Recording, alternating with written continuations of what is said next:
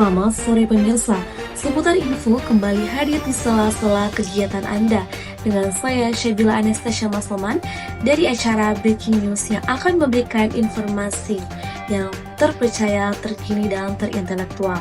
Industrialisasi merupakan model pembangunan alternatif yang dapat membantu negara dalam proses ekonomi. Selain membantu mempercepat pertumbuhan ekonomi, industrialisasi juga memiliki dampak, yaitu terkait keberadaan limbah industri atau B3. Limbah industri atau B3 merupakan sumber pencemaran lingkungan yang potensial yang memiliki dampak terhadap kesehatan manusia dan lingkungan itu sendiri. Semua industri menghasilkan limbah B3. Jenis limbah B3 yang dihasilkan oleh industri antara lain logam berat, sianida, pestisida, cat dan pewarna, minyak, pelarut, dan bahan kimia berbahaya lainnya. Jika tidak ditangani dengan baik, limbah ini mengandung daya rusak yang tinggi bagi lingkungan. Berdasarkan hasil pemantauan pengelolaan limbah B3 tahun 2019 yang dikeluarkan oleh Direktorat Jenderal Pengelolaan Sampah, Limbah, dan Bahan Beracun Berbahaya, total jumlah limbah B3 dari kegiatan industri di Indonesia mencapai 44.939.612 ton. Limbah bahan berbahaya dan beracun atau B3 adalah limbah yang dihasilkan oleh kegiatan produksi yang baik, jenis kontraksi maupun jumlahnya mengandung bahan berbahaya dan beracun yang dapat mencemari lingkungan dan menimbulkan risiko kesehatan. Limbah B3 memiliki sifat dan karakteristik yang sangat berbeda dengan limbah konvensional, terutama pada sifatnya yang tidak sering berubah-ubah. Dengan pertumbuhan keanekaragaman industri yang berkelanjutan, limbah industri B3 meningkat setiap tahun di seluruh dunia. Peningkatan industri ini tentunya mendatangkan negatif, salah satunya timbunan limbah yang dihasilkan juga semakin banyak. Saat ini, pembuangan limbah industri memerlukan perhatian dari berbagai aspek termasuk pemerintah, pelaku usaha, dan masyarakat. Begitu banyaknya jenis pelanggaran yang terkait dengan pencemaran B3 industri dan diperlukan upaya untuk mencegah dan mengatasi pencemaran tersebut. Menurut Hasibuan tahun 2016, ia menegaskan perlunya menegakkan hukum tentang polutan dan menjatuhkan hukuman berat untuk memastikan efek yang memberikan efek jera. Terkait limbah industri, diperlukan aturan yang jelas dan tegas serta sosialisasi yang terus-menerus kepada pengusaha saat menangani limbah industri. Penting untuk mengawasi kepatuhan terhadap peraturan pembuangan limbah industri dan menjatuhkan hukuman pada pelanggaran. Limbah industri hendaknya diproses lebih awal dengan teknik pengolahan limbah dan setelah memenuhi baku mutu.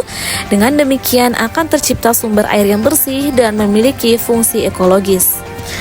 Apabila kasus pencemaran limbah B3 industri dibiarkan berlarut-larut tanpa adanya penanganan kasus, akibatnya akan menimbulkan masalah lingkungan baru. Paparan limbah industri B3 telah terbukti berdampak serius pada kesehatan masyarakat seperti Minamata dan itai-itai yang terjadi di Jepang. Limbah berbahaya berdampak pada kesehatan dan merugikan masyarakat melalui dua cara, yakni secara langsung melalui ledakan, kebakaran, reason, zat, dan korosif, dan tidak langsung melalui toksik akut dan kronis.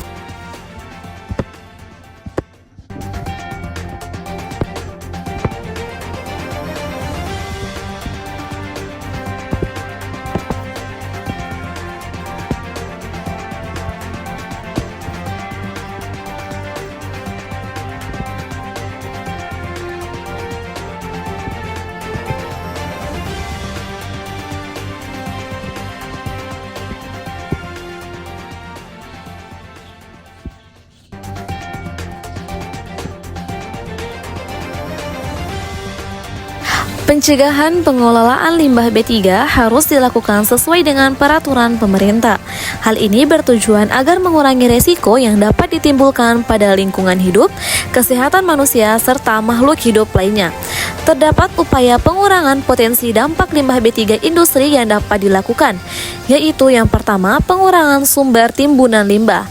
Hal ini mengacu pada prinsip yang menghasilkan limbah dari produk terkecil yang dapat dihasilkan. Dengan kata lain, ini bergantung pada jenis produk yang diproduksi dan bagaimana produk itu sendiri diproduksi. Kemudian yang kedua, mengoptimalkan penggunaan limbah industri. Apabila sumber limbah yang dihasilkan tidak mungkin dikurangi karena bergantung pada jenis produk dan proses pembuatannya, maka harapan terakhir industri adalah mengoptimalkan limbah yang dihasilkan. Proses ini melibatkan pembuangan limbah selama proses pembuatan, sehingga hasil akhir dari pengolahan limbah adalah limbah yang dihasilkan. Rencana tindakan komprehensif dan proaktif harus segera mungkin dirumuskan untuk menjaga resiko terhadap lingkungan. Karena dengan menjaga lingkungan, kita dapat membuat ekosistem menjadi lebih baik dan yang tak kalah pentingnya yaitu menjaga kesehatan secara menyeluruh. Demikian yang saya dapat laporkan pada hari ini. Saya Syabila Anastasia Masoman undur diri. Selamat sore dan sampai jumpa.